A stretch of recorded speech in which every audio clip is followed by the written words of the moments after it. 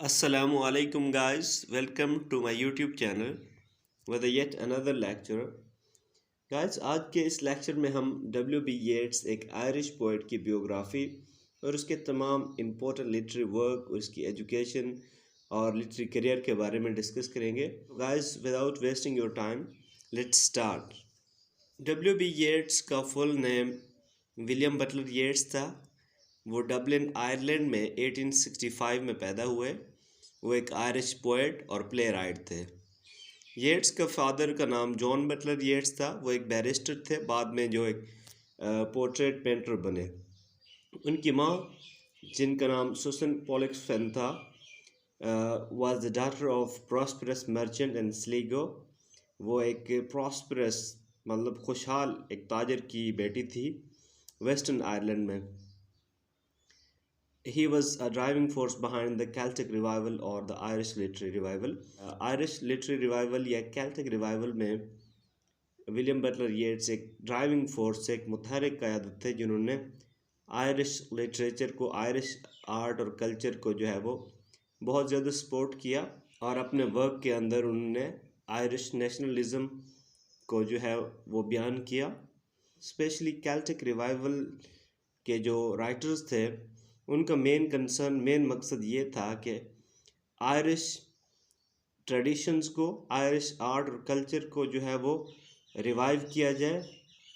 और उनका मकसद ये था कि बेसिकली आयरलैंड की जो फोक लोर्स और लेजेंड्स थे उनको रिवाइव करना, उनको दोबारा से कल्चर में लेके आना और नेशनलिज्म के स्पिरिट को ज़िंदा रखना.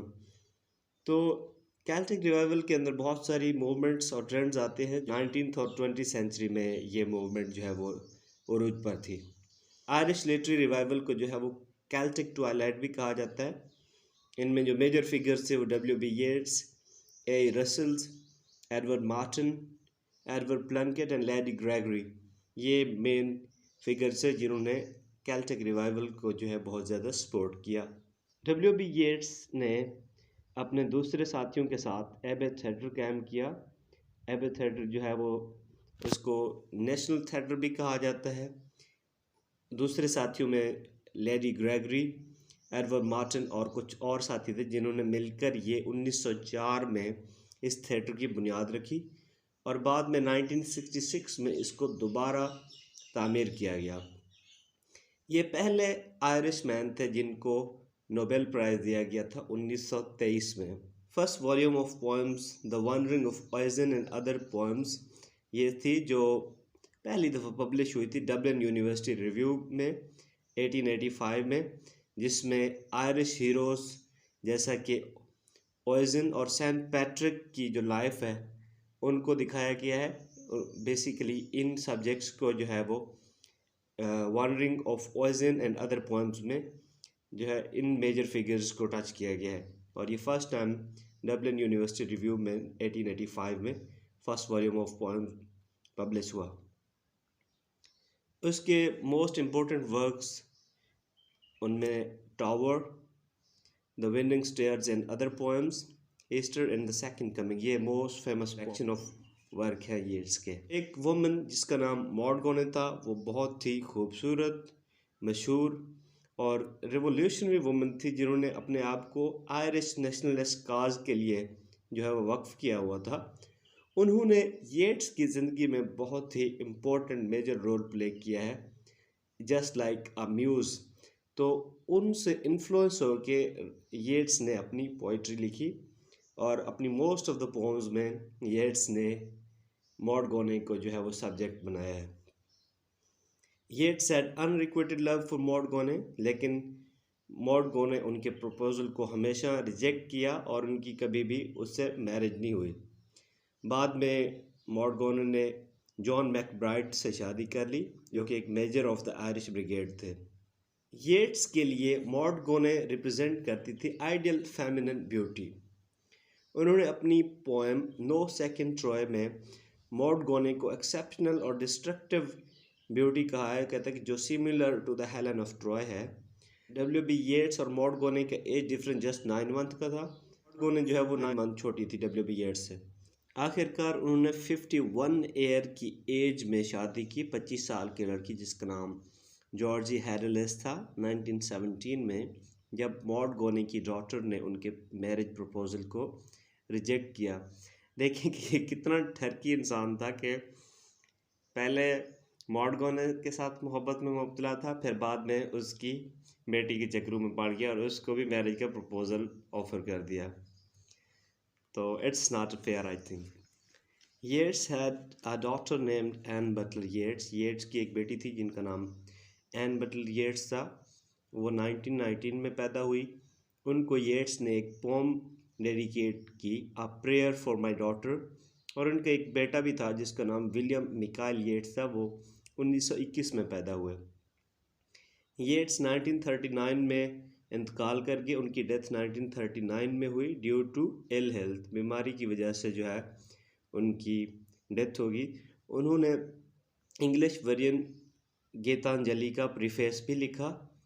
येट्स जो है वो ख़ुद को लास्ट का हिट है और द लास्ट ट्रेडिशनलिस्ट और द लास्ट पोएट भी कहते थे, और he is also called the last romantics. Chinua Achebe ने अपने नॉवल थिंग्स फॉल अपार्ट का जो टाइटल है सेकंड कमिंग येट्स की एक पोम से लिया था। येट्स ने कुछ प्लेयर्स लिखे थे, वो क्रोनोलॉजिकल ऑर्डर में यहाँ पे दिए गए हैं। मुसैरर जो कि पब्लिश हुआ 1886 में, Countess Kathleen 1892, the land of heart desire 1894, Kathleen and Houlihan and Deirdre, the resurrection, the hands egg 1938। येट्स ने प्रोज और ऑटोबियोग्राफीज भी लिखी। उनमें जो मेजर प्रोज हैं, द कैल्टिक ट्वाइलाइट 1893 में पब्लिश हुई, द सेक्रेड रोज 1897 में पब्लिश हुई, ideas of good and evil, ये एक बेसिकली कलेक्शन है एसेज और वीएन की, 1925 में पब्लिश हुई। और उन्होंने एक ऑटोबियोग्राफी भी लिखी, the trembling of the well 1926 में। उसकी जो मेजर पोम्स हैं उनमें सर फहरिस्त हैं the wandering of Oisin and other poems 1889 में पब्लिश हुई। ये फर्स्ट कलेक्शन ऑफ पोम्स है येट्स की। उसके बाद है द काउंटेस कैथलीन 1892। ये बेसिकली एक वर्स ड्रामा है जो ब्लैंक वर्स में लिखा गया है। ये उन्होंने मॉड गोने को डेडिकेट किया था। ईस्टर, ये भी एक पोम है।